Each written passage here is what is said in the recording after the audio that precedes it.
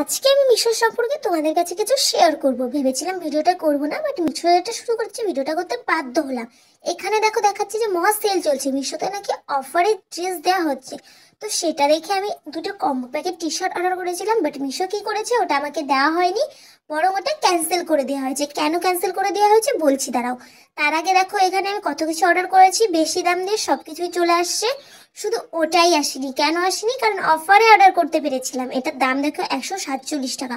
25শে April আমি এটা order করেছিলাম, 28শে এপ্রিল এটা ডেটটা চেঞ্জ করে দেওয়া হয়েছে, মানে পরে দেওয়া হবে। তারপর কিছুদিন পরে আমি ফোনটা খুলে দেখি যে ওটা ক্যান্সেল করে দেওয়া হয়েছে। কেন ক্যান্সেল করে দেওয়া হয়েছে? ঠিক মতন দিতে পারেনি, তার জন্য। যখন ডেটটা চেঞ্জ করে দিয়েছিল না গাইস, তখনই আমি ভেবেছিলাম কিছু একটা গন্ডগোল আছে। তারপর সেম এই দুটো টি শার্ট আমি 315 টাকা দিয়ে আমি আমার মারফোন থেকে অর্ডার করেছিলাম, 2 দিনের ভিতরে দিয়ে গেছে। শুধু এটাই দিতে পারিনি কারণ এটা আমি অফারে অর্ডার করেছিলাম, তার জন্য। আজ পর্যন্ত কেউ কোনোদিন অফারে কিছু অর্ডার করতে পারেনি, আর কেউ যদি অর্ডার করেও থাকে তাহলে মিশো কি করেছে, ওটা ক্যান্সেল করে দিয়েছে।